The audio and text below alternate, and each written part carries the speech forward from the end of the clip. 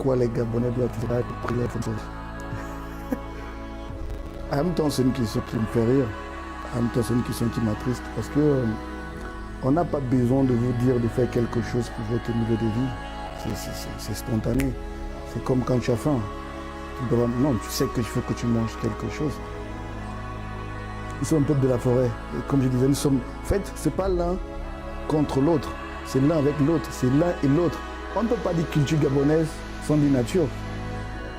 Et voilà pourquoi il faut faire un travail très détaillé, très clair pour la génération qui viendra après nous, pour qu'ils comprennent quel défi on avait dans notre époque, dans notre ère.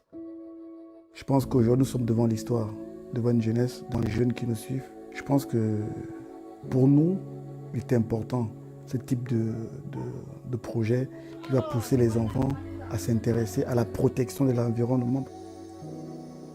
Ce que je sais, c'est que nous sommes dans une ère où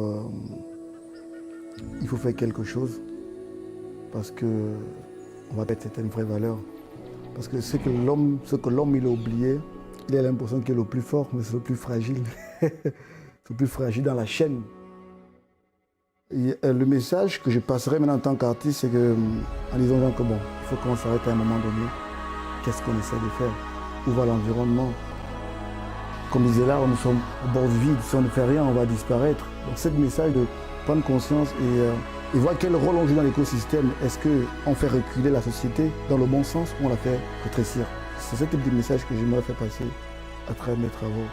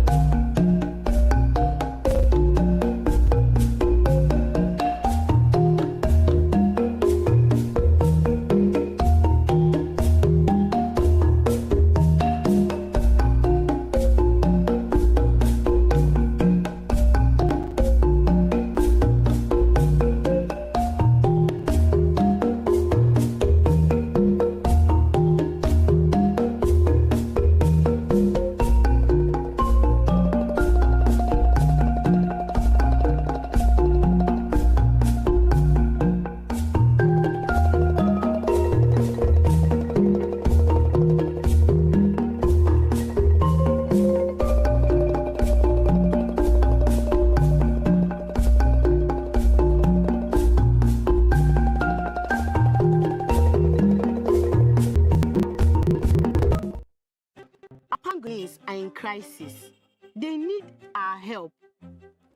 Hundreds of pangolins are killed for their meat and scales every year. If we continue this way, we'll risk losing them forever. Tell your family and friends to say no to illegal bushmeat from pangolins, because protecting nature protects us all.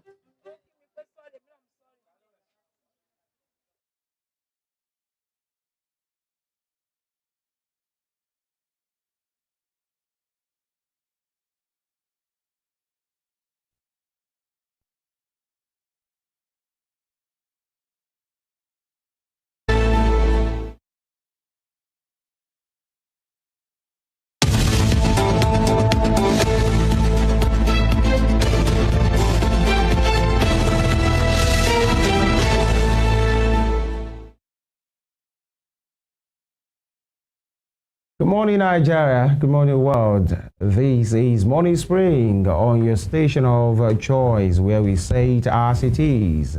Western Spring Television, beaming live, crisply clear, sounding well, broadcasting on channel 190 on StarTimes TTT. And of course, I am Femi Ojo. It gives me great pleasure to welcome you to this program today, the second installment for the week.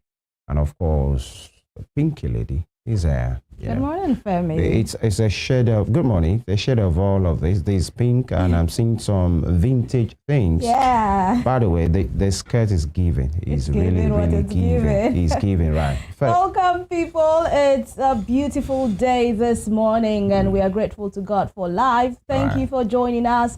My name is Evelyn Ohiola. As you can see, the spirit is high this morning, and that's because the team is celebrating. We told you last week that it's a week of celebration for us. And today, just like last week when WSTV celebrated its second year anniversary, our sister station is celebrating its 9 years of existence. And, you know, when your older sister is celebrating, you are also the celebrant. The assistant celebrant. That's why we are this happy. Thank you for joining us on Morning Spring. Very well. We are very upbeat, at least you can tell. And we are very ready as well. And we know you are as well. So we'll be back. This is the Morning Spring on Western Spring Television. Stay with us.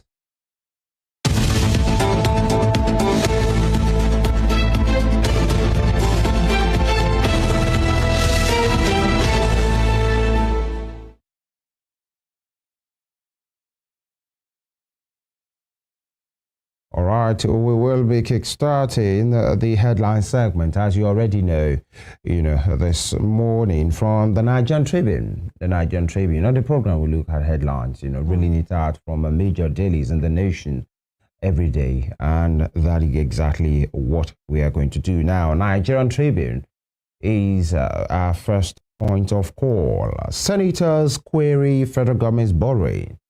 Tinubu's ministers justify plans. Again, senators query federal government's borrowing.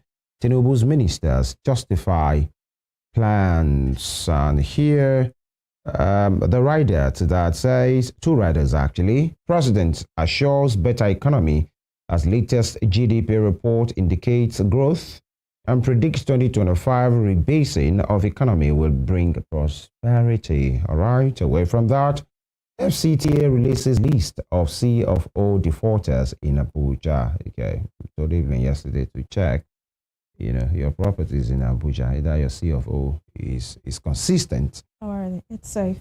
It's all right, yeah. Good. With the administration of FCT. All right, away from that, over 1 million violent crime perpetrated against women in 2023. That is from UNODC. That is sad. Over 1 million violent crimes. And you can say maybe that's the reported ones. Maybe there's much more. Most likely there will be much more that won't make it to the public gaze, and we should stop that. Violence against humanity, violence against our women and children, it's a no. And unemployment rate dropped to 4.3% in quarter 2 2024. That's from the Bureau of Statistics. Many persons will say, where's the job? Okay, but then the Bureau is saying unemployment rate has dropped. Now, NAF, that's the Nigerian Air Force, destroys terrorist food depot, kills scores in Lake Chad. Onward, gallant soldiers keep moving. And at HID Awolowo Foundation webinar, federal government committed to gender equity and advancement. Again, federal government committed to gender equity and advancement. Shatima. Okay, what might want? Okay, let me take the riders. Firstly, says HID, critical pillar of modern Nigeria. That's the matriarch, the late matriarch of the Awolowo family, Mama Dideolu Awolowo. Now, Hannah Dideolu Awolowo, late now. Now, Mama fought for social justice, human rights, Amina Mohammed. And HID, Awu's Lives Statement, take that again, HID, Awu's lives testament to the power of purposeful living, Awolowo Dosunmu. And women critical to changing Nigeria's current narrative, don't you, man? Yeah, and Mama had exceptional wisdom. Erelu Fayemi Abiodun Sanwo-Olu Makinde. This is celebrating, as I said earlier, the matriarch of the Awolowo family, Hannah Idiolu Awolowo, and everybody is waxing lyrical here. You can see the picture of the Vice President Kashim Shettima during the webinar on Monday as well, where he participated at the HID Awolowo Foundation webinar. And the federal government, through Shettima, said federal government committed to gender equity and advancement. Now, quick one on that, Evelyn, gender equity. Let's look at the cabinet. How many women are there? I think that's the first point of call. When you check it, do we have up to 10? I'm not sure if actually we do. And we are talking about gender equity. Yes, this has always been an argument, especially by the women folks, asking why women are not incorporated in politics and also in governance. We are talking about the central. Let's bring it down home here in Osun State. How many women do we have in the cabinet of His Excellency Ademola Adeleke? We have just 2. In the House of State House of Assembly here in Osun State, no, we don't have any woman honorable in the House at this time. The last in the last administration, I think it was 1 or 2 thereabout, and this administration, no woman representatives at all in the House of Assembly. It's alarming. People will say, "Oh, you cannot drop." Women should not expect it to drop on their laps. They have to work for it. Maybe. But in a system that is already biased, in a system that is already skewed against the women folks, I think we should try as much as possible to create a system that can also absorb them. It's not too much if women ask for certain seats to be reserved for them, because we know that if the seats are not reserved, they will not get it. There are people that still believe that women... 35%, narrative that the women have been saying, at least give us 35%. Give us. But, I had to talk about the cabinet, but that has to do with appointment. Yeah. House of Assembly gubernatorial seats are elective, actually. So you might want to say, okay, maybe they are not being elected, or maybe they are not on the ballot enough, or maybe they have not been presented at the primary, just assuming. But the one that has to do with appointment, in which the president, the governor, the local government officers, they have power. That one is not about the people saying, oh, I'm handicapped because it's the people that have not voted for them. This one, you are the one appointing, or the people bringing those names from different states are the ones with the power to do that. I think at least they have power over that particular one. And then we have, how many? I'm not sure we have 10. And when President Tinubu started, we had 8 actually, and many of them have been replaced as well. Bio Ibrahim was dropped, another was brought in. Bianca Ojukwu is now in as well. Suwaiba Ahmed is in as well right now, and maybe a couple of them. Just let us do what is right. By the way, that'll be all from the Nigerian Tribune. From the Nigerian Tribune, we head on to the Punch newspaper this morning. And this morning, on the front page of the Punch newspaper, the big, bold headline there is focusing on security. Lakurawa, FG plans more troops as sect spread in the north. With rider northwest states procure vehicles, others for troops. Sect spread to north central. CDS plans more military bases. This is what we have been speaking against to avoid a spread of this terrorist sect in other northern regions. It's sad that we now have them spread from the northwest to the north central. And before you know, people will say it's up there, up north. We have no problem here down south. You never can tell. If they could spread and infiltrate into all of these regions, it's a matter of time. If we do not do what is expected, if we do not nip this in the bud, it will definitely spread to the south, and that particular protection you think you have, you realize that you don't have it. And away from that, Customs seized 556 million naira contraband in Ogun State. 2025 budget, 13 states commit 3.8 trillion naira to salaries. Others, US-based Nigerians bag 30-year jail term for $3.5 million romance scam. And pensions, I have outperformed my predecessor, says Adeleke. Pensions, I have outperformed my predecessors, says Adeleke. About what they say about blowing your own trumpet. Trumpet, rather. Some people will say you cannot be the judge in your own case. You cannot mark your own script. It's the people that will tell you if you have truly outperformed your predecessor. But I think Senator Ademola Adeleke is taking it from, I have to blow my own trumpet, because if I do not, no one will blow it for me. This is what he's saying. Its second anniversary, which actually will be tomorrow. It would be clocking 2 years in office as the governor of Osun State. Top corner, states tackle NNPCL over extra 1 trillion naira subsidy payment. All right, thought subsidy was gone, but we keep hearing the reoccurring, involvement of subsidy payments here and there by this particular administration that have not come out publicly to own it that they have been paying subsidy. JAPA workers on FG payroll resigning amid probe. This is coming from the HOCSF. And labor protests, NBS drop in unemployment rate report. And lastly, EFCC places Obaseki on watch list, probes contracts. Here we go again. Yeah. But that will be all from the Punch newspaper this week. From the Punch, we move to the Guardian. The Guardian newspaper, GDP defies inflation shocks as more Nigerians take informal jobs. GDP defies inflation shocks as more Nigerians take informal jobs. And we have the economic overview here. You can see it on your screen.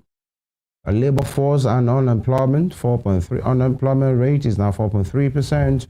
Total population put at 217 million. And, here, informal employment, 93%. Self-employment, 86%. Self-employed people out of this population is 86%. Have the picture of the president and his coordinating minister of the economy, Minister of Finance, Mr. Wale Edun. There, the GDP, that's gross domestic product. GDP is $363 in 2003 and $8 per capita in 2023. And the real growth rate, that means the nation is growing, economically speaking, as far as the GDP is concerned, at the rate of 3.46%. 3.46% as at quarter 3 of 2024, and quarter 3 lapsed in, I think it's September. Yeah. So this is the reality. Balance of trade, 6.9 trillion naira for trade. Surplus export is 19.4 trillion naira, and import 12.47 trillion. You can see the difference. Export 19.4 trillion, but import is 12.47 trillion naira. Debt and inflation. Public debt stands at 134.3 trillion naira as at quarter 2 of 2024. 134.3 trillion naira for public debt, and 22.4% of the GDP. That's what it means. And inflation rate stands right now at 33.88%. That's the reality as far as the Guardian is concerned. Below that, NBA slams the FCC boss for accusing lawyers of money laundering. Interesting. As they say, in some quarters, somebody is given to speak it, which is okay. But maybe people would rather prefer, why don't you speak and work? Or better still, work. And then if it's necessary, speak. Let the people see. He has accused religious centers or some of the clergymen of aiding and abetting. In fact, I use one of his words. He said, some of his words, he said, if people know the kind of corruption that goes on in religious places, they will weep. I think it was last week, he talked about a particular weeping thing as well. And if people will know the level of corruption, now he has thrown it to the NBA as well. And the NBA are not having it to say, excuse us, don't paint us with that brush. The last one was power. In the power sector, right? Yeah. People will weep. I think if you know what's happening in the NBA as well, how corrupt lawyers are, you will weep as well. People are saying, is this about wailing? You have a work to do. But the NBA as an association, slam the FCC, but then, in as much you're Nigerian and you're living here, if you have something to explain, you must explain. But people will rather say, oh, look at you, please get to work. How do we bill? That's another question that he has failed to answer. Edwin Clark decries Rivers political crisis, faults lawmakers' defection. And despite challenges, Nigeria's economy grows by 3.46%. People might say, where is the proof? How is that, reflecting on the people? Discos record 54.2 billion naira revenue shortfall in September. I'm not sure that is, we need any economist. We don't need any Paul Alaje, respectfully speaking, to tell us why they recorded that, because that was the month of ICU with the national grid, collapse upon collapse, and people have not having in this community that we are. I'm sure if the distribution company are to declare whatever they have made or lost at the end of this month, they will be recording losses, and we all know why. Everywhere is almost in total darkness. That's the reality of what we have. And here, sit at home. Schools closed over gunmen attacks in Anambra. Sit at home. Non-state actors are the ones calling the shot. And NNPC defense output amid confusion over our production data. And the federal government defense borrowing as NNPCL FIRS customs surpass 2024 target. When these agencies of government are declaring that they are surpassing target, customs is surpassing target, and NNPCL is surpassing target, FIRS, and they are saying they are making a lot of money surpassing their target, why are we still borrowing? If actually we are making that means if they say they want to make 10 billion, if they want to make 10 billion naira and they have 12 billion naira, custom is saying we are surpassing target, we are making a lot of money, why are we still borrowing? Well, there is an argument that we would have borrowed more if we are not having. You are making it look like we must just borrow. Like it's a must that this nation must borrow. Some people believe that nations must borrow if they want to embark on capital projects. Except if the nation doesn't want to embark on infrastructure projects, then you have no business borrowing. But then there is an argument that the subsidy, the gains, remember, Wale Edun talked about the fact that we now have about $20 billion saved as a result of subsidy removal. The customs, the different monies coming in.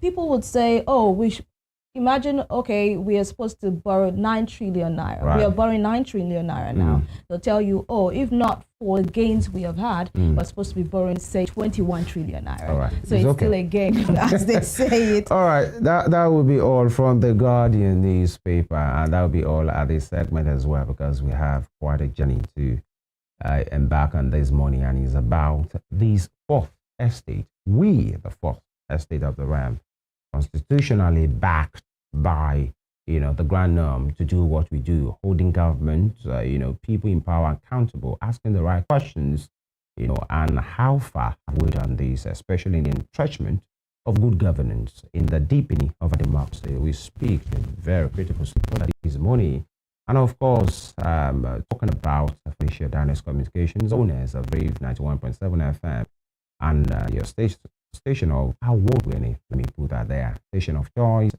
WSTV. How much of that work have we been doing?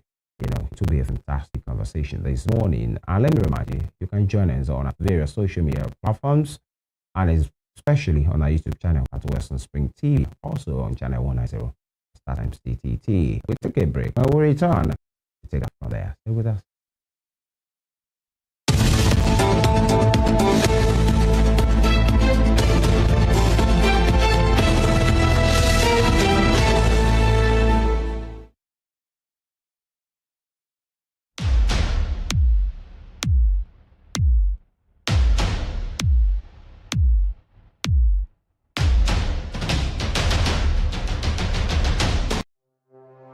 Arrested, affected, sound, found. What do we see? What do we say? Flowing from a spring.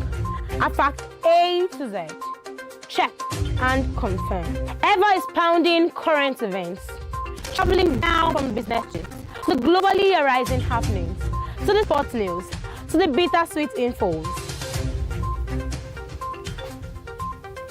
Guided transmission, even diffusion, vast and fast. Detailed facts are fled.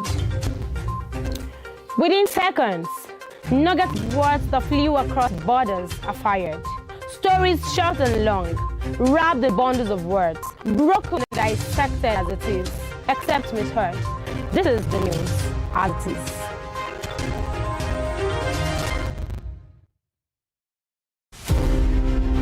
Aminatu, the legendary Queen of Zazzau, is best known to historians as Queen Amina of Zaria, an old walled town and capital of the Hausa state of Zazzau. Amina was a great warrior and the first woman to rule the ancient kingdom of Zazzau. The 34 years as queen witnessed an unprecedented expansion of Zazzau by conquest. Queen Amina of Zaria belongs to the class of Amazons by the might of her army and her strings of conquests. She opened Zaria to trans-border trade and was said to have initiated kola nut cultivation in the ancient kingdom. The Hausa Muslim figure was born in 1533 and died in 1610 at the age of 77 years. Folklores remember Aminatu, the Queen of Zazzau, as a brave, smart and talented leader, whose giant statue now adorns the National Arts Theatre in Lagos, Nigeria, while many educational institutions bear her name. Western Spring Television identifies Queen Amina as a watershed character in history.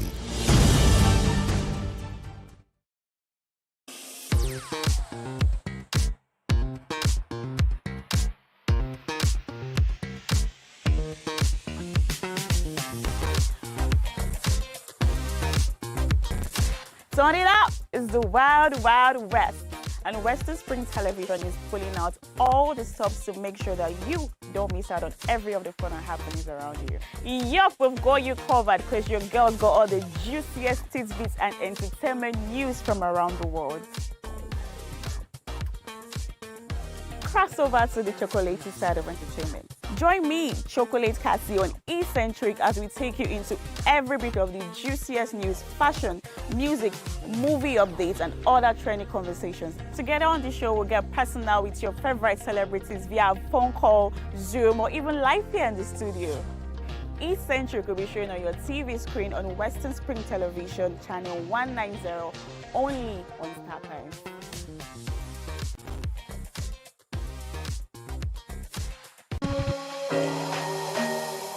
Up to 75% of all new human diseases come from animals. Ebola, anthrax, and monkeypox all came from animals. And as more dead wild animals are being transported to our cities, we risk introducing another disease outbreak. This will affect our health, economy, and well-being. So say no to illegal bushmeat, because protecting nature protects us all.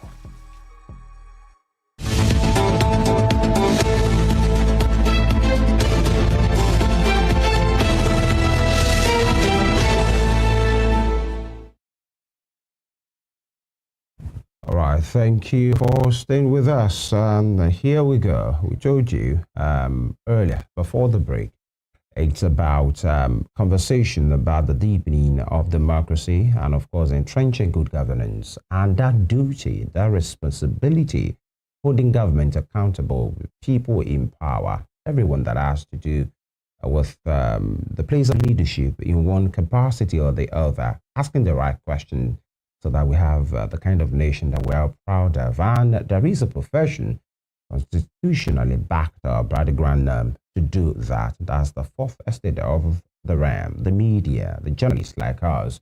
And exactly that's what we do here every day. So how much of that work are we doing, here at WSTV, at our sister station at Rave 91.7 FM, and of course, the media in the nation as well.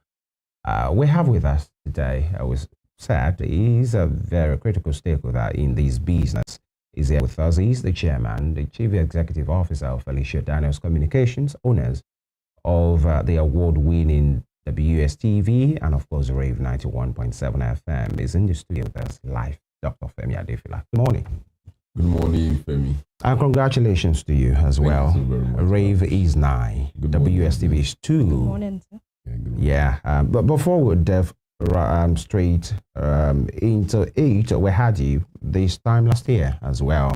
Yeah, and of course, I'd like to ask you, in the spirit of the celebration, looking at where we started and where we are right now, how proud of yourself will you say you are this morning with the immense work you have put in these two stations?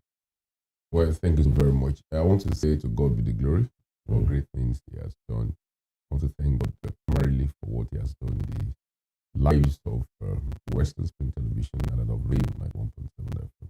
I can't be prouder because again this year, Western Spring Television, that is just 2 years old, won the best television station in Osun from a credible and reputable organization like Nigeria Journalists, which is a pool of professionals in journalism. So that makes me so proud and I feel fulfilled.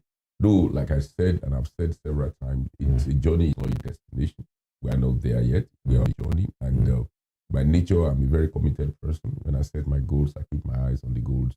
We're on the journey to get to that place that will be described as the best television station in this line. Right. 2 days ago, I was watching Channels Television, and the chairman of Channels Group, Joe Momo, was somewhere where some people gathered to celebrate 30 years of Channels broadcast excellence. And I was like, oh, I tap into this grace. So we just began, we just started. It's a journey. And I know there will be issues, there will be turbulence, there will be storms, but once you are passionate about where you're going and you commit your ways unto the Lord, and I'm a very religious person, I believe we are going to get there.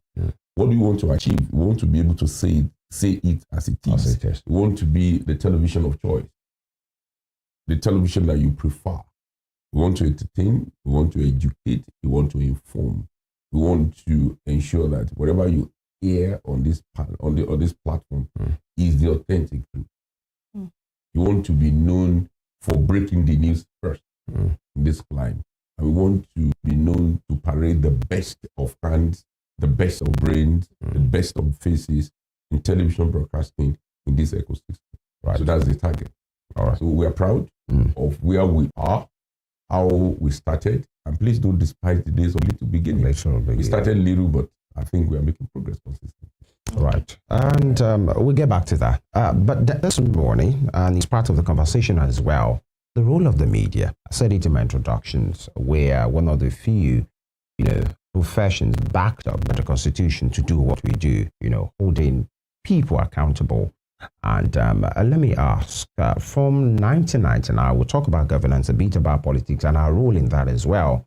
It's not new. The immense work the media have been doing, the journalists, in entrenching democracy. Many of us fought, in fact, the Olos institution fought for the entrenchment of this democracy. Now, from 1999 till now, how will you now, we're not talking about the democracy of 1999, from that time till now, how will you rate the kind of work that the media have done in making sure things are done the right way?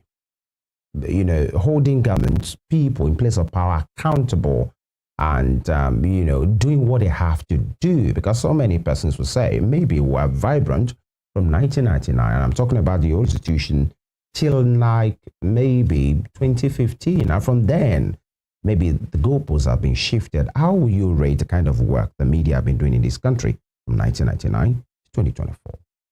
Well, thank you very much. It would be unfair for us to discuss today without copious reference to our yesterday. Right. The Nigerian media has a story, has an history with the Nigerian state. The story is almost intertwined and interwoven. We fought for independence of this nation. the media was deployed hugely by the founding fathers, by the nationalists, in their quest to get independence for Nigeria. The Azikiwes of this world, the Awolowo of this world, Macaulays of this world, they all founded newspaper, which was fashionable then. That was a strong platform to galvanize opinion. You know, when you want to lead a movement, you need to have a platform to galvanize opinion. When opinions are galvanized, then you're on the same page. So the media is a veritable platform to galvanize opinion, an aggregate of opinion, and to move. That's why politicians love radio and television. It is for the mass movement. It's a mass communication medium. Right. Get my point? So for answering your question directly, from 1990, I think we have done so well. We've done very, very well. Because we have a story, we have an history. And we cannot dissociate ourselves from our past. You remember the Salisu Buhari story, Gate, We Tell magazine, so many stories. I think we have done so well at the fourth estate of the REM to fulfill our obligation as written in the Constitution. The framers of the Constitution in section 22 and 39 give us a definite responsibility to hold government accountable. And I think Nigerian media, we have done that. We have not shied away from that responsibility. And but for the media, democracy wouldn't be where we are today. We will have had a monarchical rule. You see, power is very, very sweet. Power corrupt. Absolute power corrupt. Absolutely. That is the means, that is the need for check and balances within the system, within the ecosystem. If you allow people to run unchecked, unhinged, like loose cannons, they will hold the name down. When I was young, my father told me that if you meet a dwarf, the king in the city of the giant, that he has two options. It's either he grows up to meet the giant where they are, and that's a task. Yeah. But most tempting option would be to bring the giant down to his level. Yeah. So you need somebody to check him, but hey, you don't do that. Even the British, I was reading something recently. Do you know, in 13th century, 1215 precisely, that's what we call Magna Carta rule. The Magna Carta, King John of Britain brought a taxation rule. And the baron, the merchants were against those rules. That was the very first time law was made to temperate the power of the king. To temperate the power of the king. Then the fourth estate of the realm appellation was given to us in the Parliament of the British. So the media has always been the conscience of the nation. Right. We have always been the tool that we use to check government. So the Nigerian media, we've done very well. I think we've done very well. We've done very well. And don't forget that we now have radio stations everywhere. Before 1989, Osun State had just one radio station and television station. Now I was part of that television station at Iboku, that radio station. If we didn't broadcast one day, there was no news for anybody in Osun State. It was that bad. But now, with about 18 radio stations in Osun State, television stations about 3 or 4, people have choices. And the information highway is full of materials. People now have choices, and information is life. Right? Yeah. You need information to live. So information is at the beck and call. People can see it. Information is everywhere, and that deepens democracy. What is democracy without freedom of speech? What is democracy without choices? What is democracy without freedom of expression? So democracy has really grown in leaps and bounds, right, I believe, since 1999, because there is media. But that was what the military really banned. You understand? They didn't want us to be, because they knew the importance and the strategic nature of the media, right, to check their SS and their decrees. All right, Doctor. Yeah. We are going to talk about the extent of the freedom media has as of today. Yeah. But while you were speaking, you made mention of media being a tool. Now, there are people who believe that media is now a tool in the hands of those at the helm of affairs. That's why you have so many politicians now owning radio stations, owning media houses, because they want to control the narratives going out there. What do you say to that? Yes, there will always be that attempt, that bold attempt by politicians to own media, because they know the importance of it. You know what's happening in America. When Donald Trump was not happy with the independent nature of X, that was called what before? Twitter. He started Truth. And the first institution he attacked boldly was the media. It will always happen all over the world for politicians to try to not only hoodwink us, to arm twister. That was what I was looking for. But we have to hold our own, and we have to believe in ourselves. I understand they've encroached largely, but most of these platforms that they established are dying. Because if you came into the media space purposely as a special purpose vehicle for a political end, that is a destination. When you get there, what do? You come out of the vehicle. The vehicle had outlived its usefulness in your political journey. So that's what happened to most radio stations. I was talking to a friend of mine in Ibadan. Last week I was in Ibadan. We were working on a radio station and television station. And they said, Femi, there are 23 radio stations up for sale. And we did a background check of the brains, the vision of this station. So either entrepreneurs or politicians. So after using it for the purpose that was designed for, they ditched it. They were not professionals. They were not professionals. But the successful radio and television stations in Nigeria today, look at Channel Television. I'm proud of Channel Television.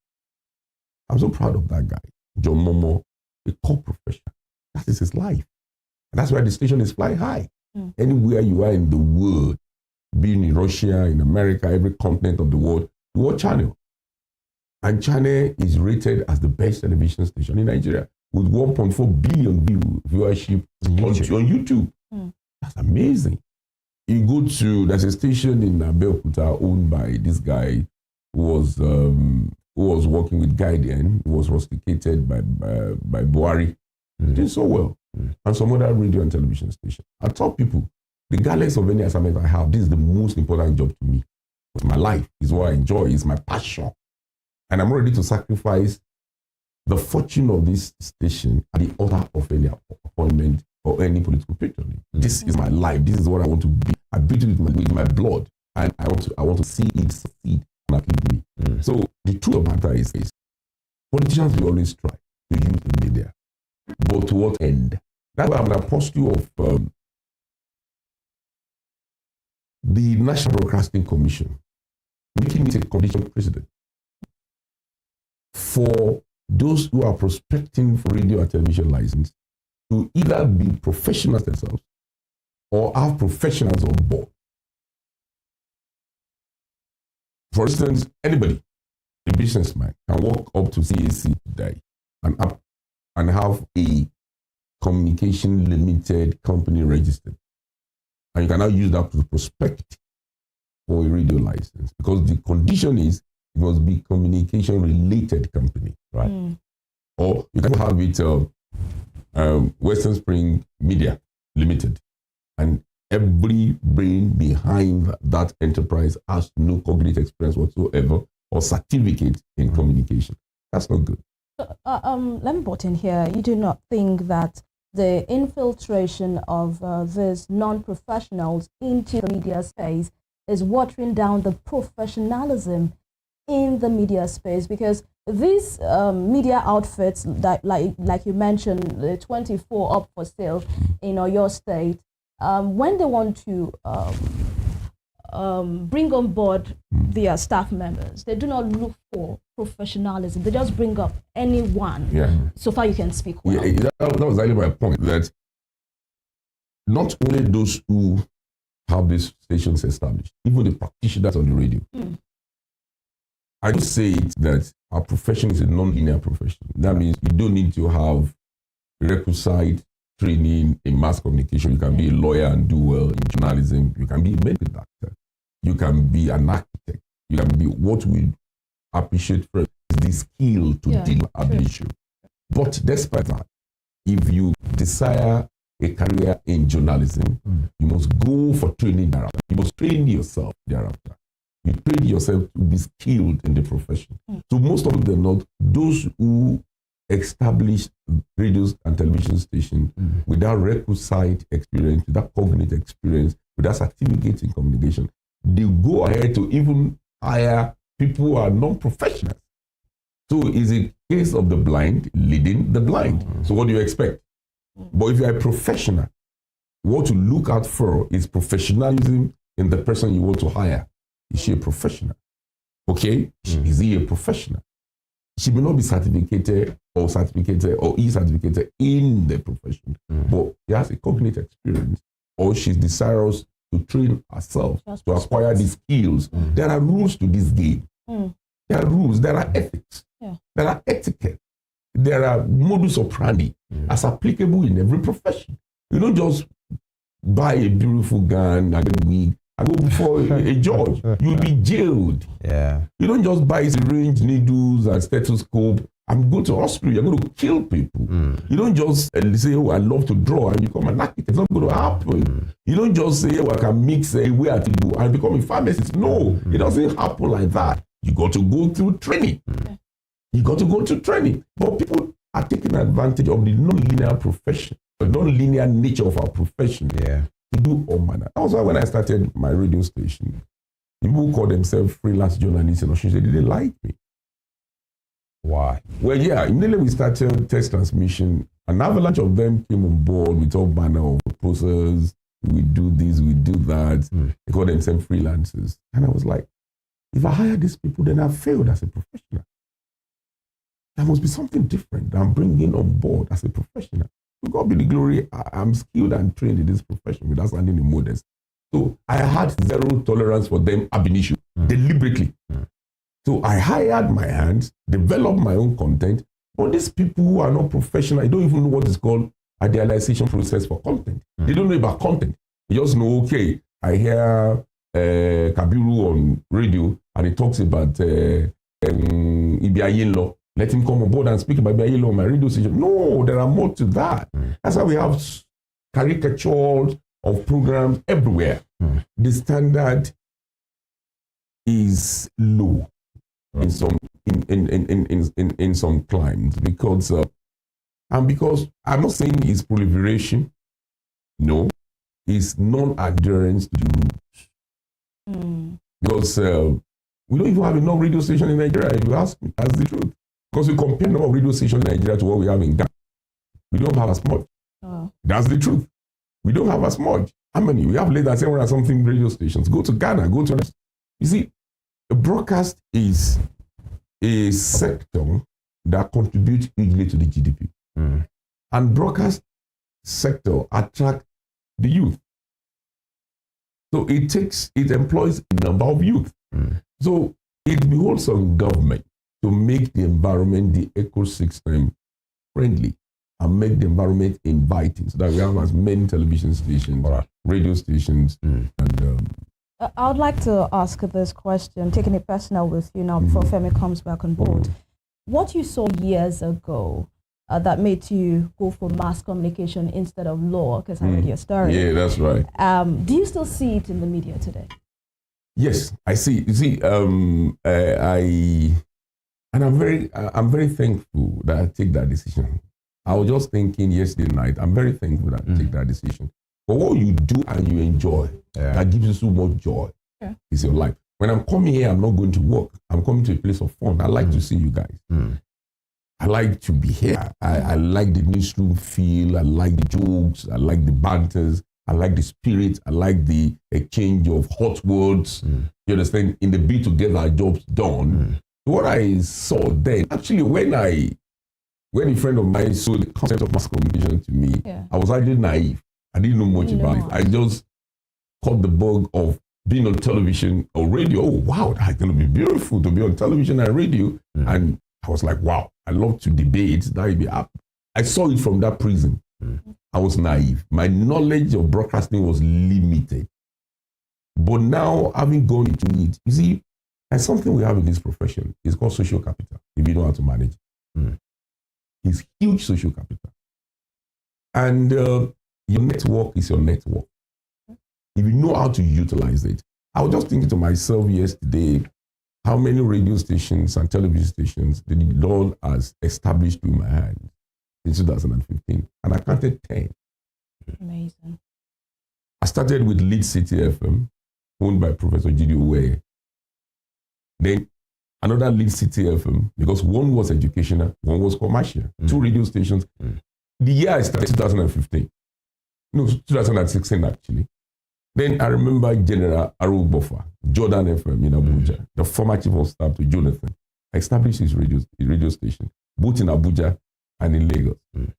Then I remember Ibadan again. I went, so Ado, Chief Senator Dayo Adeyeye, Voice FM. I did everything from scratch. He was the chairman of Nigerian Port Authority. Chief Oluwalani Pekun, the legal luminary. I met him, established his radio station. I even named it Cruise FM because he was talking about that sounds good. He was singing. I met him in Washington. I was singing that song in the morning. I said, okay, I will use that because this man loves this song. So Cruise FM, yeah. New Cruise FM. So and again, somebody just retired from customs, established Midas FM. He was completely. He came to me. Let's do this together, and we did it. Then again, Eagle FM in Ijebu. That's one of my head staff is the general manager, owned by Chief Kunle Kalejayi, SAN. I established it. So, and a number of radio stations that I can't remember. So what I'm saying is that the social capital that I've gotten, then the relevance. When people ask me, why are you working with OABC? Is there not going to be clash of interest? I said, what clash of interest? Clash of interest. That can't be clash of interest. I said, this is not the first time I'll be doing this.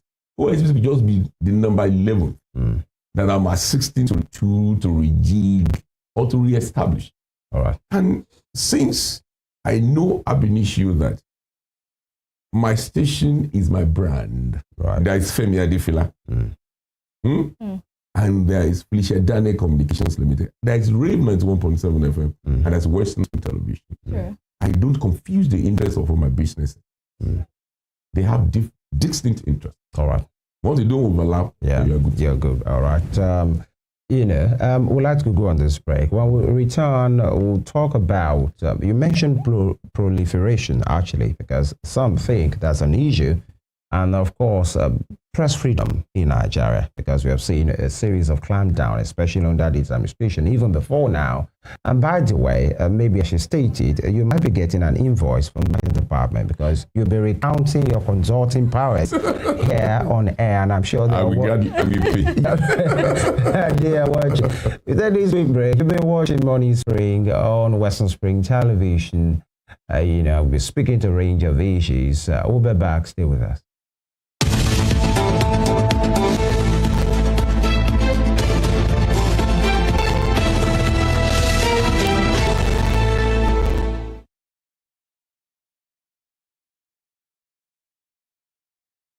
Fellowship Daniels Communications, owners of Ray 91.7 FM and Western Spring Television, hereby invites the general public to its on-air colloquium titled Between Reforms, Political Courage and Tuesday, November 26th, historian and lawyer Soitundu and financial consultant Magaji Boye and financial development expert Dr. Paul J. Colloquium in commemoration of Rave 91.7 years of excellent broadcasting and Western Spring Television 2 years of changing the narrative television in the Southwest. The on-air colloquium will be broadcast live simultaneously on Rave 91.7 FM and Western Spring Television channel 190 DT all our time. Do not miss it.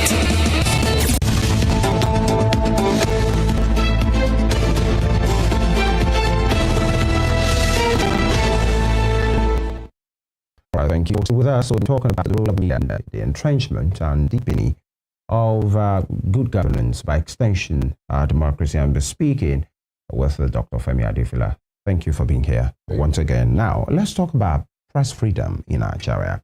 Datafight, they are a media platform who works with statistics. Sometimes in July this year, released something about press freedom, and it is to counter, the assertion, allegations of intentional clampdown on the voice of dissent, especially from the media, people who are backed up by the law to hold government accountable from ages, even till now. And it's at the heels of what the Minister of Information and National Orientation, Mohammed Idris, said and claimed that the press freedom in Nigeria has been largely free. But a fact check by Datafy reveals that this must be a misrepresentation of the fact, according to the Global Data on Press Freedom in Nigeria. And they gave their reasons. Said World Press Freedom Index 2024 as of July that Nigeria has a press freedom score of 51.03, placing it within the 40 to 55 score range. That means we are in between, not really free, not really, being hampered, which indicates that the country has a difficult press freedom situation. So they are saying it is not true. Mohammed Idris said it, to say, no, well, the nation has never gotten it so free. I mean, the media has never gotten it so free under them. And it came at the heels of journalists that were arrested, some of them coming from the airport. They were, arrested, detained, only for the police, the security agencies to release them and say, oh, it's a case of mistaken identity. Many of them were incarcerated. Many of them were beaten or during protest. The security men we pick on, sometimes the media, or sometimes don't come here, don't put us on camera, all of these. And this is why we are talking about press freedom in Nigeria. As a Nigerian, you've been in this business for long, you are still here. How truly free do you think the press is, especially under this administration? I think we are doing fairly well. That's the truth. Really? Without playing to the gallery. And I'm not a very emotional, sentimental person. How do you mean? 51.8% is a fair mark. It may not be excellent. Yeah. Let's do this as a theorist in mass communication. There was a time we had what we call libertarian theory of journalism. Libertarians spoke about the fact that the media had excessive power, almost on without concomitant responsibility. But it was observed that it was abused. Because you are a media out, or you are a journalist, it does not give you the power to be above the law. That was what gave back to social responsibility theory of journalism. That must be socially responsible because of the power that we wield. The power we wield is normal. I understand, right? The fact that we have agencies, there can be barbarian, they can be excessive, and they can do things arbitrarily. There's no doubt about that. But because I was here during Abacha, right? I was here during Babangida, I was here during the first coming of Buhari, so I know the difference. That there was a time we were being served lemon. Now we have lemonade in our mouth, and I know the difference, the way it tastes. So to a great extent, you can sit down here and say anything you want to say about Tinubu.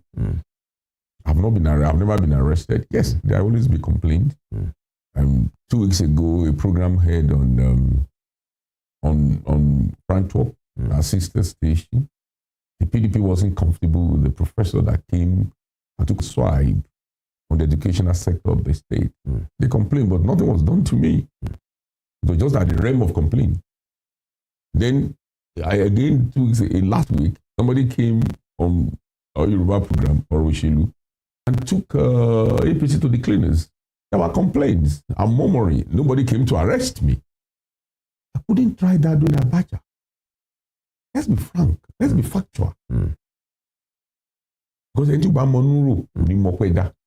because I know how to think, so I know how to think. But would that be a fair comparison to try and just oppose what we have now, with what it used to be during the military? Because we know that wasn't what it should be. Whatever comes with the military is just about decree. That's right. But we're talking about democracy here.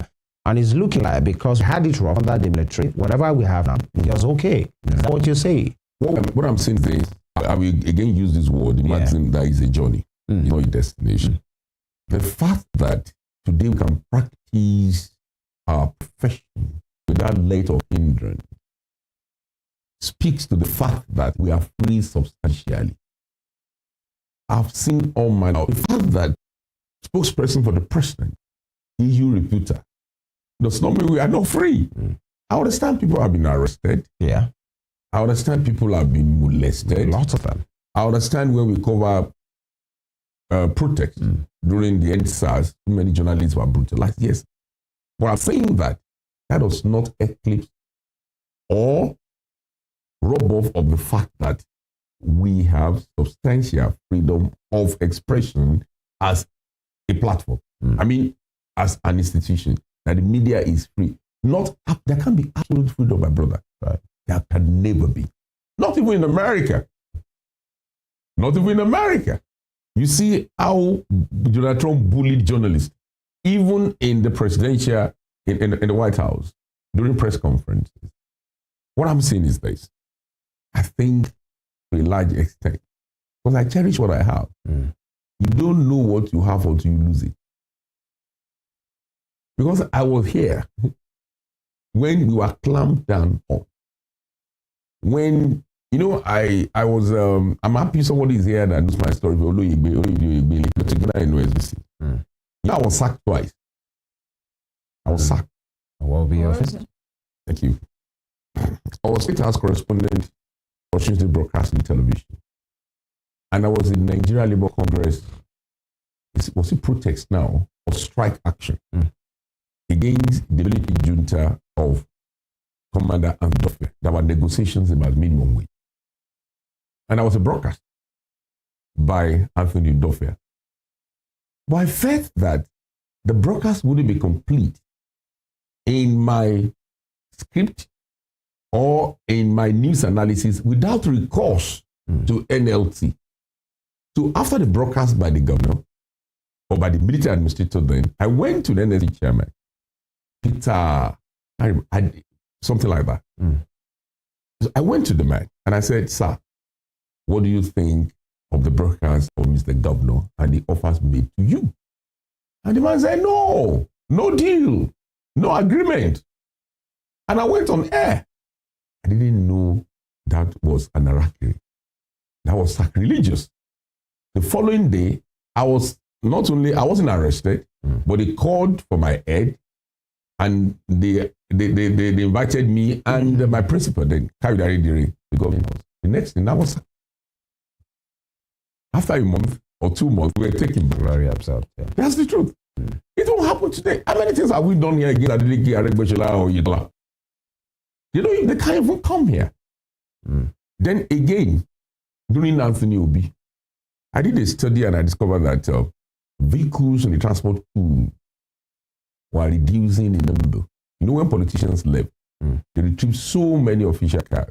That's why this debate and this norm for a political office holder to exit his office and go with his vehicle is a new thing.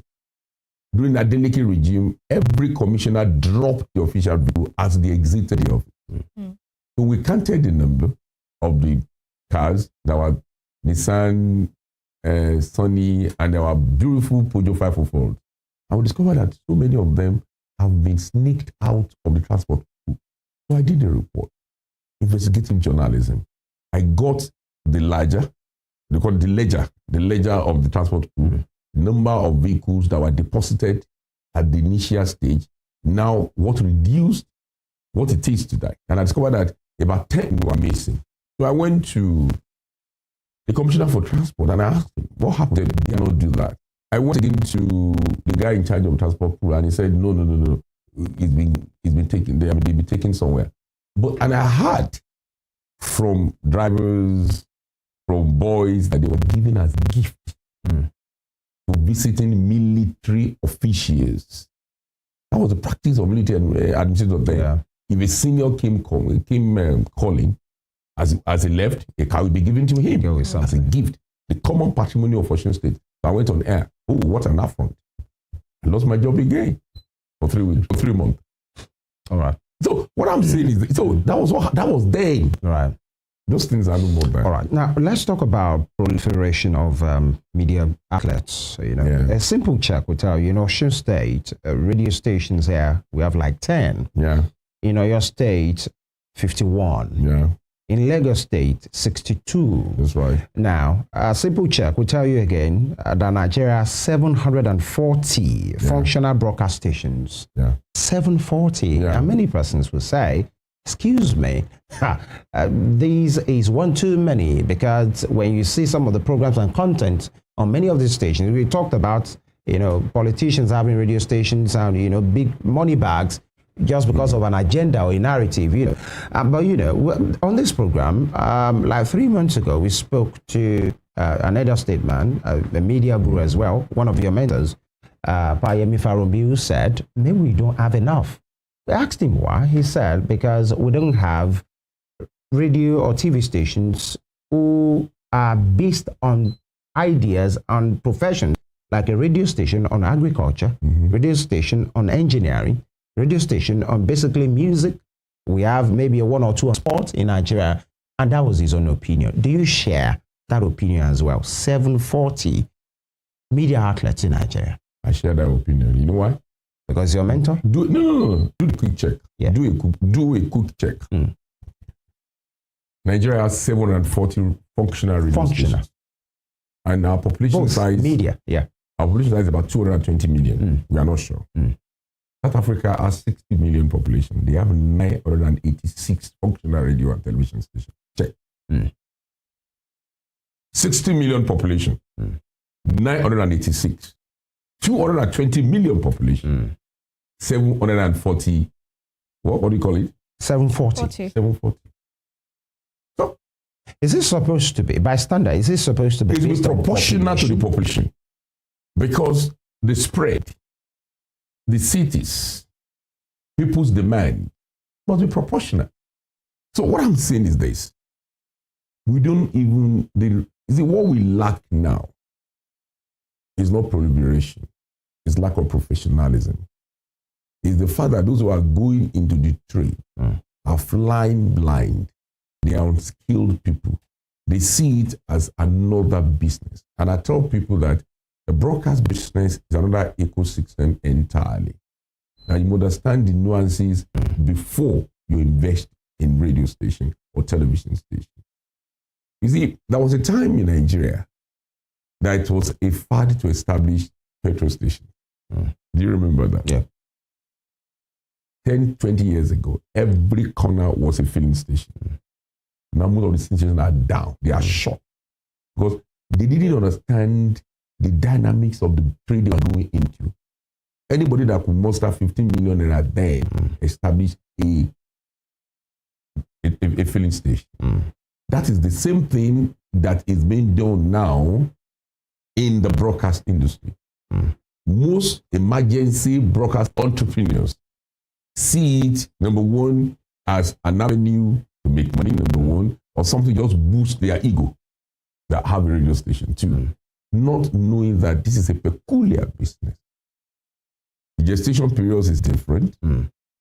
For instance, if you go into the business of car selling now, if you have 10 cars displayed at your car lot, someone will come one day, she pays or he pays and you make up. It doesn't work like that in broadcasting. You invest first. You have to earn the confidence and the trust of the people to get listenership or viewership. Right. And that's the data that will make you money. So it is a journey. They don't understand that. You don't have a radio station this month and make money that month. Though mine was different. Serious, to the glory of God. But the normal trajectory is to wait for the process to gestate. Exactly. So people don't have that patience. That's why they are turning their back on the on their radio station, television station. After about a year or two. Oh my God, this is not, it's not making money. As valuable, because I wanted to talk about the viability. How financially stable would they be? The CEO, the chairman, will not perpetually fund you forever. At some point, you have to stand on your feet and keep making the money. Now, the market is becoming thinner. You know, you are sustained by the kind of money you are making, your marketing team, and the economy is not doing so well. The market is becoming thinner. You have the place of the social media, you know, the guys on the internet, you know, sharing the same market with us. And that takes me to the next question. The online market, talk about the social media, the guys, content creators, because it's the same pool that all of us are in. And maybe because of the advent of high technology, they are getting the eyeballs more. And do you see them? And I'm asking this consciously.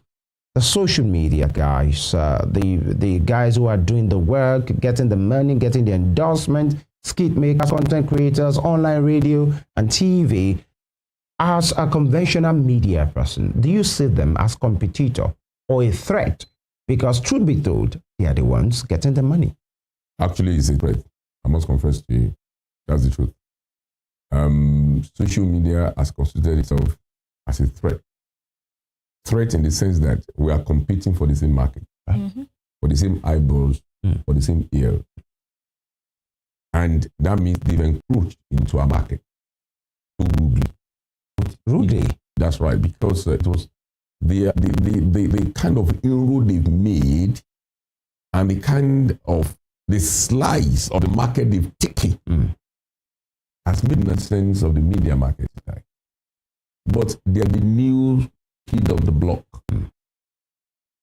They are the stars of today. And it happens like that. Radio was the first medium of mass communication. When television came in 1927, it took the shine of radio substantially. Newspaper was the very first. Most people in Nigeria today are not doing well because social media has virtually killed newspaper business in Nigeria. That means Igba Lasso, Igba Lewu, Igba Odere Koko Nile Lori, Buju Bankpani, Matosi Sokoto. You might want to translate that. That's right. I know you're about speaking that. Hausas we say Serikin Goma, Samani Goma. Samani Goma, yeah. That is 10 kings, 10 seasons. 10 dispensations. Life comes in phases, it comes in seasons. When you have your season, take full advantage. Another season is coming that you may not be the player on that stage. That's what it means simply. Newspaper business is dying. It's even dead, as it were. I was talking to a friend of mine who edits a newspaper. He said they not pay salary in 20 months. They can't afford to pay. Where is the money coming from? When last did you buy a copy of a copy of Punch or Tribune? Nobody does. Everybody has bought online. So they have encroached substantially into a market. And that behoves on you as a media entrepreneur to be creative. What will see you through these storms, this turbulence, is creativity. The depth of your creativity. I remember when COVID-19 came and it was a total lockdown. I begged all of my head of station then and my staff that do something different. You guys got to be paid at the end of the month. Money is not coming from Lagos, from our media buyers. We need to do something differently. We came up with the idea of producing jingles for political office holders that we sensitize people within their constituency about COVID-19 and the need to observe social distance. And it became an instant sale. We made enough money to pay our salary throughout. In fact, we started this construction during COVID-19. So creativity is what we need now. It's a creative industry. The broadcast industry is a creative industry. You must be very creative. Which now, the way social media killed newspaper, it takes a long time before they kill television and radio. Because we have a lot in common. We have a lot of similarities. So we are going to complement each other. They will compete with us, but we complement each other. As a radio station, you have to stream live now. You have to be savvy on Twitter or X, you have to be savvy on Instagram, on Facebook. You have to meet the people where they play. You take your message to their doorstep. So that's what you should do. Yeah, as they say, using social media language, aura for aura. That's right. You meet other places as well. Carefully hearing you and picking out your words, you said it's a turbulence. You feel conventional media will come what may, will always be, because you talked about the death, practical death of the newspaper now. You think, come what may, the social media guys, content creators throw at the conventional media. You think the conventional media will always be, because you use the word turbulence. Yeah. And turbulence happened for just a period of time. That's right. There will be turbulence, there will be storms. They will give us a run for our money like they are doing. Yeah. But I must confess to you, we will coexist for a long time to come.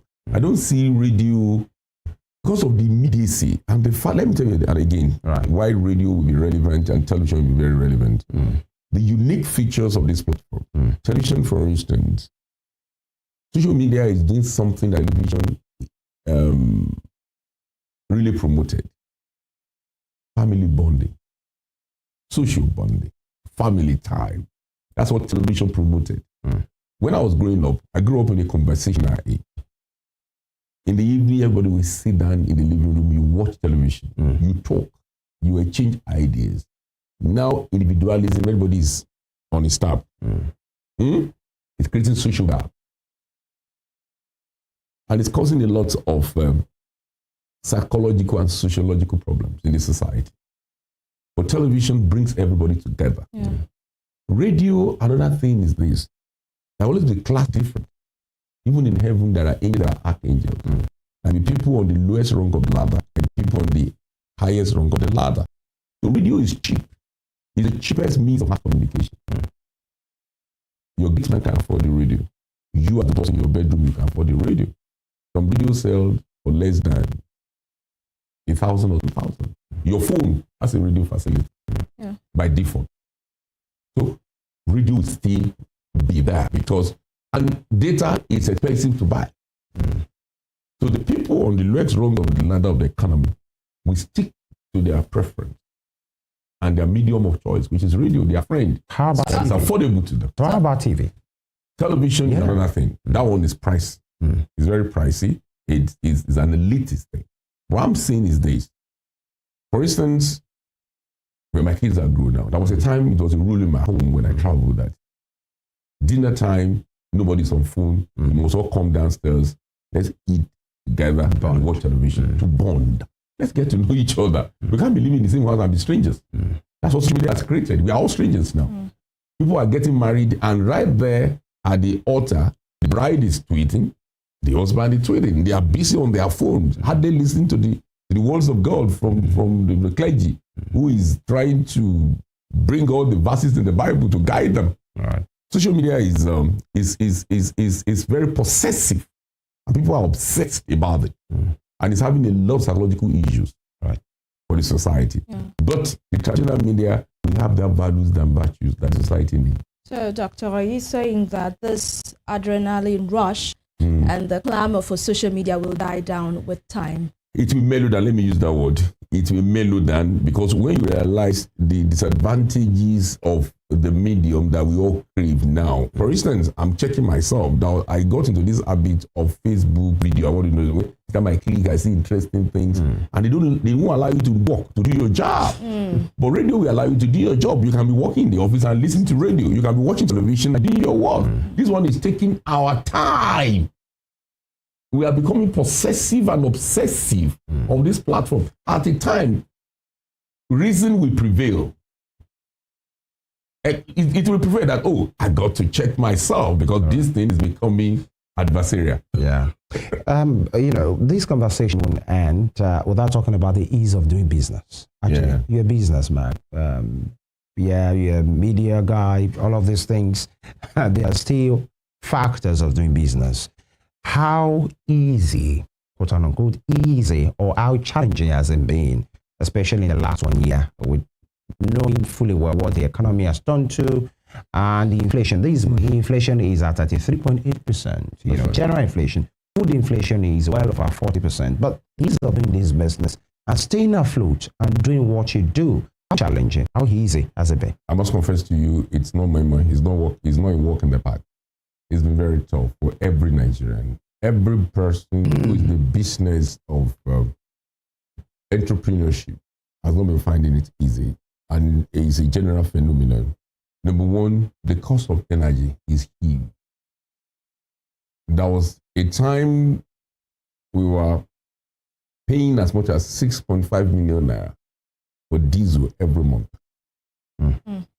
before we switched to solar. It was a trying time, a challenging time.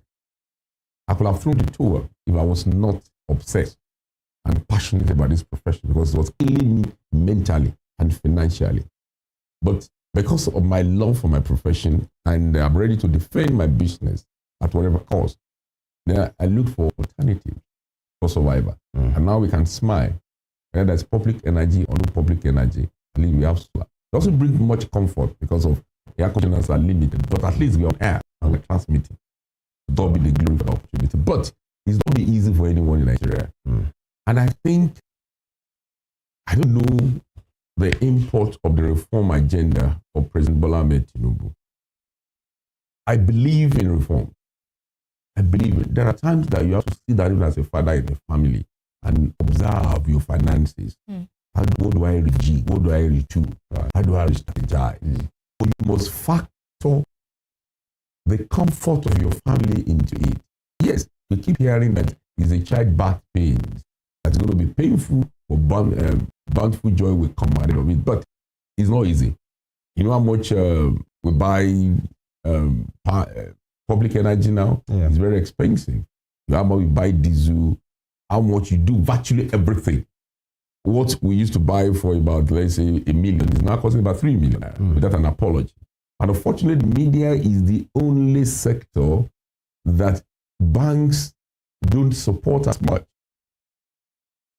That's the truth. They don't support the media sector. They are ready to finance businesses of trading, of selling. But if you go to them and say, oh, I have a radio station, they will laugh at you that, are you going to make money? There is no return on They want the return on investment and they want it quick. Yeah. All right. Now, let me take this. As your part in short, 2 years of WSTV, 9 years of amazing talk, quality, amazing music, quality talk. Now, Rave will be celebrating the Big 10 next year. And then between now and next year, where do you see Rave? Looking at your first year and your 10th year, what do you think the journey will be? Your projection. My projections are to take Rave and Western Spring Television beyond where we are now. It is typical of every business owner, of every dreamer. You want to see your yesterday better than your today. We are strategizing on how to take Western Spring Television to a new realm entirely. That's why we have what we have here, the video wall, so that we enhance the quality of our broadcasting, the quality of our reception, and make it easier for us to produce as many content as possible. And as far as radio is concerned, we did huge investment last year, change our transmitters, change so many things, and revamp the whole thing. How to ramp up our content quality as progress into a new year. And Rave with 10, that's going to be very significant. That's 10 years. That's huge. And we want to really roll out the drums to celebrate what God has done and sing Great is Thy Faithfulness. And bring our friends to say, okay. I'd like to ask you, what message would you like to share with the people that made you? I call them the people that made you because without them, there can't be a Rave or Western Spring Television. Talk about the audience, partners, and stakeholders that have been with Rave. Thank you very much. So that I don't sound for the past 9 years. Yeah, I have to thank God. Number one, I am deeply grateful for His grace, for His faithfulness, and for His kindness. I want to thank my wife. She's been very supportive. She made that money available to me, and she knows I'm a very restless person. When I want to do something, I want to get it done. And every morning around me, it's not safe. I put my hand in it so that I can get results. I know I hate not getting things done. But there are people I was staying. When I was prospecting for my license, I waited for 5 years. I built my radio station. For 5 years, I was searching for a license. I worked with ministers. I was in Abuja. I thought my license would be a walk in the park, but it wasn't. Until God led me to General Chris Olukolade. I continue to be thankful for what He did. It was the one that made it easy. I told him within 3 months I had my license. I have my television license. A friend of mine, Senator Ajibola Bashir, made it possible. I told him, SRJ, it's my desire to have a television station and I want a license. How do I access the villa? I speak to the power that be. Femi, don't send me text. Don't send me on an errand. Get your ticket, hop on the next available flight, come to Abuja. I went to Abuja, told him, hi, am I in Abuja? This is my hotel address, this is my room. number. All right. In the middle of the night, 1 a.m., he was there at my door. When I'm here, took me to the villa. He met everybody. A month later, my license was given to me. So I can't but be grateful and indebted to those people that the Lord used. The Lord will not come in physical terms. That's why I value relationship. I believe there's no value-free relationship because human beings by nature, we are very transactional. There are people you must be indebted to for allowing them to be used. Because they are blessing forces. Right. And I want to thank God. I want to thank my audience. They've been very, very supportive. And they received us, supported us. I cannot but thank my staff. I think I'm lucky. Lucky in the sense that when you work with the brightest, the best of friends in an environment, and you drive them almost like a slave trader, and they give you the very best. They know what you want to achieve. You know, one thing that can tweak the dynamics of a business if what you misemploy. No matter how clear your vision and your dreams are, if people that you entrust with the responsibility don't understand your vision and your dream, they mess you up. But that's not my luck. I'm lucky to work with the best of hands, and I want to thank you for what you do. You're welcome. Thank you. Evelyn. All right, it's been a wonderful, profound, and amazing conversation with our very own Oga right here in the house. It's not every day you get to sit one-on-one and drill your Oga like this.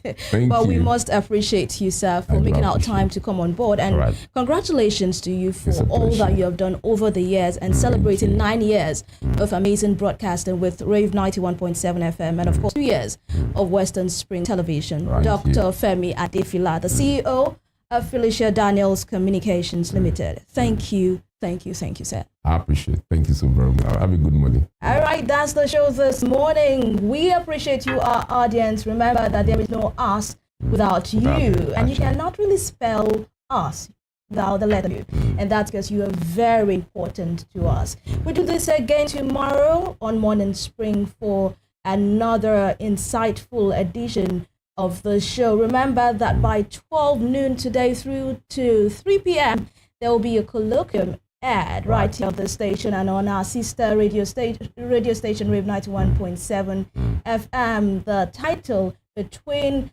Reforms, Political Courage, and Social Impact. You do not want to miss it. My name is Evelyn Ohiola. Have yourself a good and productive day. All right, thank you very much. And dare say congratulations to the production team, all of us here, from both ends as well. And I dare say, maybe they don't know, the chairman is a prince, of a right boom, somewhere around the corner. You might not want to agree with that. All right, when you mentioned our Oga, it made me remember Fubara and Wiki. That was the way they were calling themselves. Yeah. All right, but Femi Ojo is my name. We make a return tomorrow, God willing. Enjoy the rest of your day. Bye.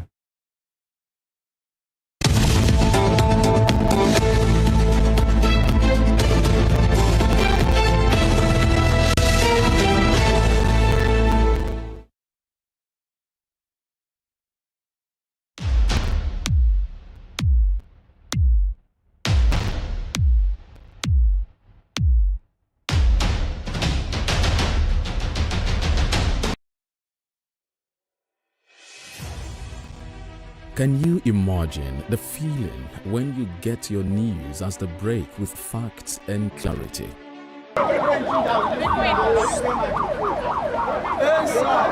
Our news are reported as it is. In Africa, and all those who masterminded the way it happened will have to pay a price. Enjoy Western programs, projecting culture and tradition to the world.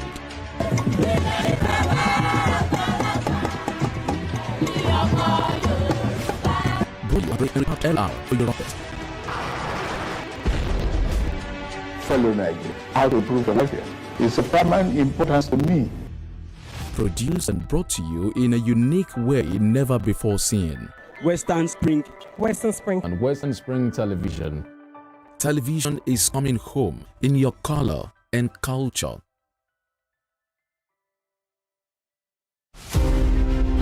Healers Olayinka Herbert Macaulay, politician, nationalist and journalist, was the first Nigerian to qualify as a civil engineer, surveyor and architect.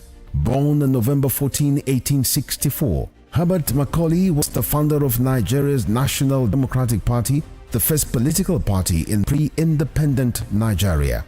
Scholars of Nigeria's political history describe Herbert Macaulay as the intellectual bulldog of 19th century Nigerian nationalist movement, in the deference to his qualities as founder and leader of two foremost political parties, Nigeria National Democratic Party (NNDP) and National Council of Nigerian Citizens (NCNC). His matchless versatility in party organization and control kept the British colonialists on their toes in the entire span of his active life. After his death on 7th May 1946, Herbert Macaulay remains a hero of his country, which recognized his anti-colonial struggles. Today, Nigeria's 10 naira coin bears his oval face and trademark moustache. Western Spring Television identifies Herbert Macaulay as a major character in history.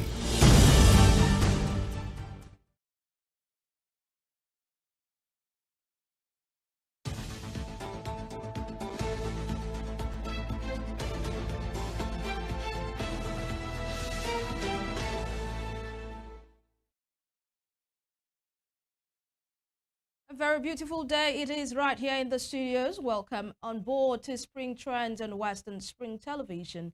Here we'll speak to trending issues, especially on social media. Who is trending, what is trending, where they are trending, and we get to take reactions. My name is Evelyn Ohiola. You know, I do not do this alone. Femi Ojo is right here. Welcome on board, Femi. How are you doing today? Thank you very much. We're live. Yes, Yeah, and that's here. very important. Yeah. We are live. Thank you. Let's move on to our first story this morning. You know, there was an announcement that the Dangote Petroleum Refinery has reduced the price of its premium motor spirit from 990 naira per liter to 970 naira per liter. According to the Group Chief Branding and Communications Officer of the Dangote Group, Anthony Chiejina, he said the reduction was to appreciate Nigerians as the year ends, appreciation for their unwavering support in ensuring that Dangote Refinery came to light.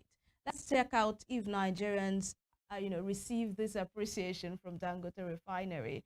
20 naira less, off, and that's like 2% less. Reduction. But by the way, it's something. 20% for 2% rather. That's 20 naira on top of 1 liter. So if you buy 1,000 liter, you know how much that translates to. What do you want to do with 1,000 liter? For marketers, I'm not a marketer now. Okay. It's for marketers.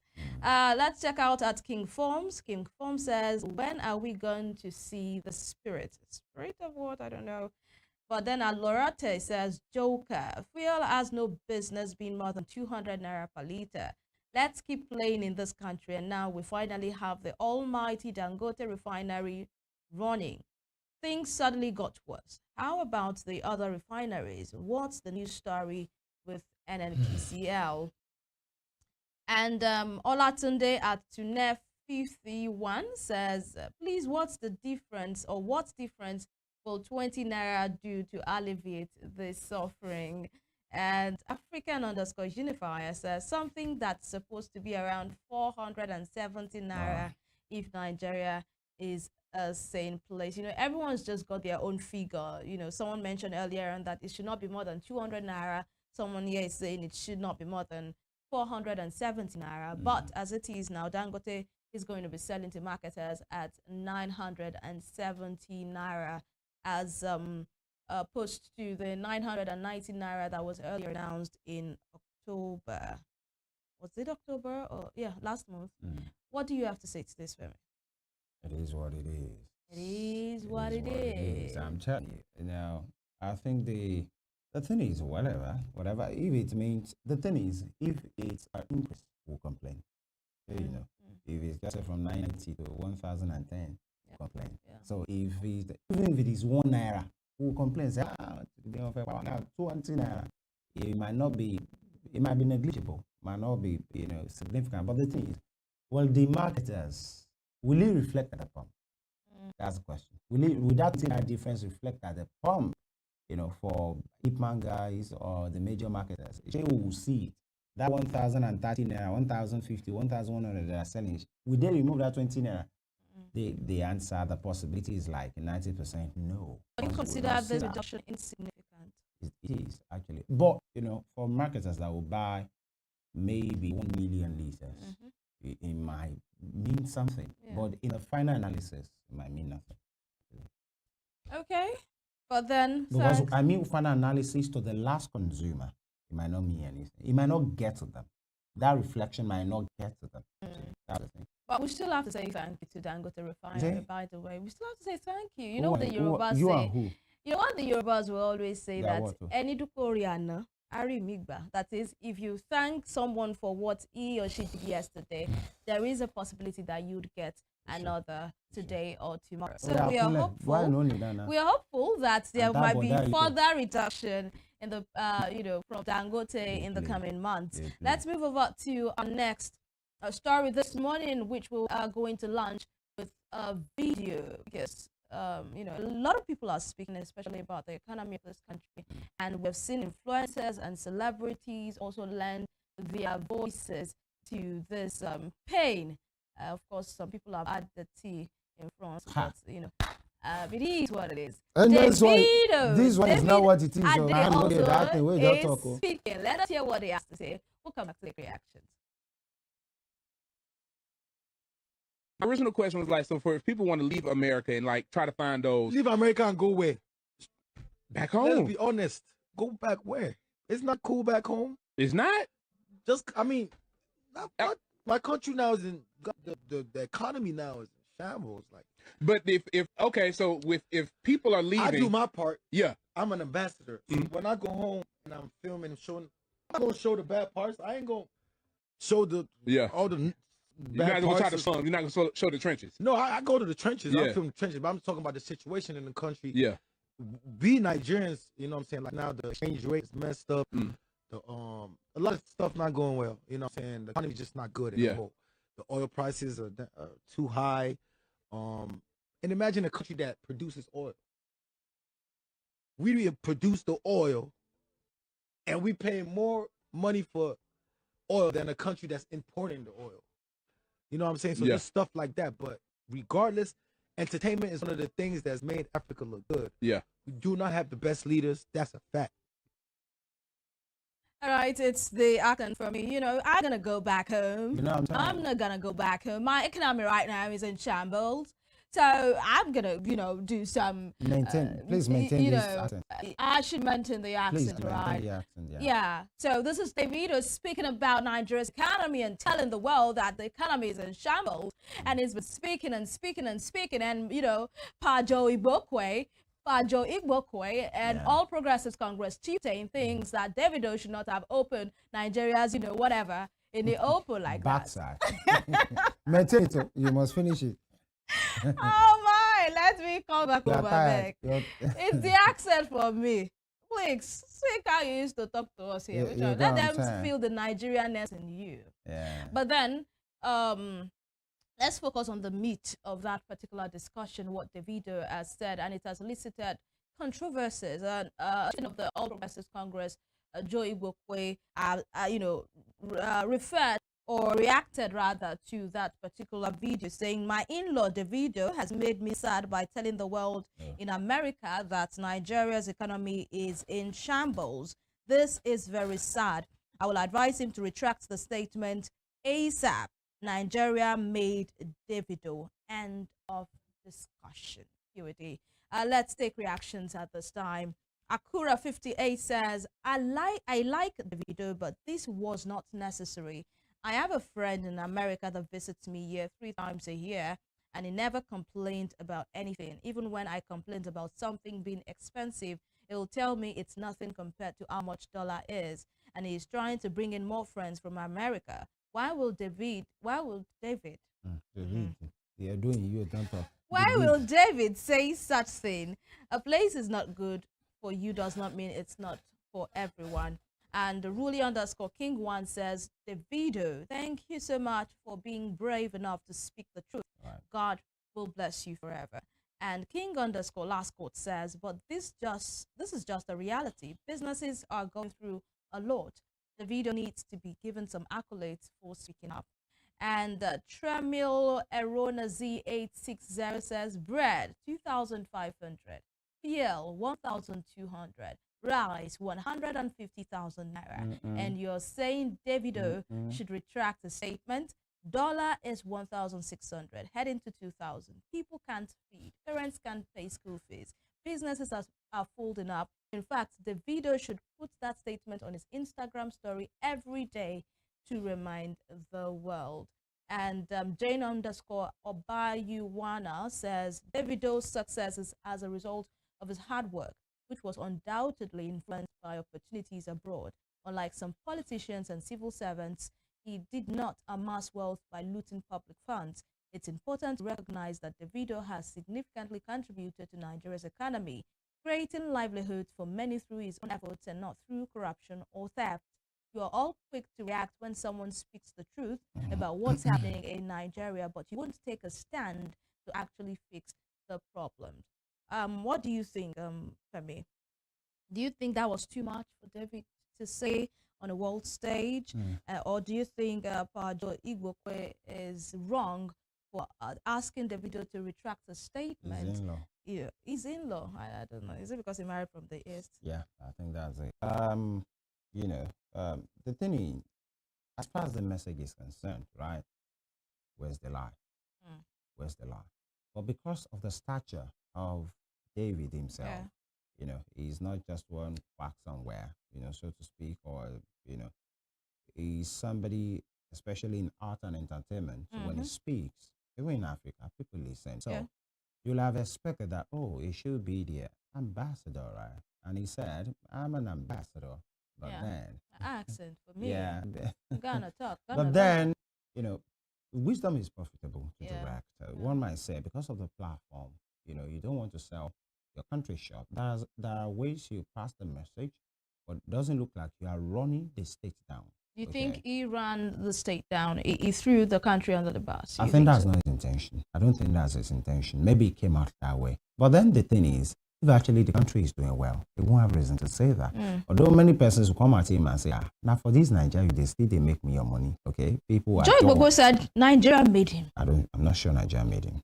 You don't think Nigeria made him? How did Nigeria make him? Right? Nigerians pushed him forward. Listen to his song, stream the song. Because he gave something that Nigerians want.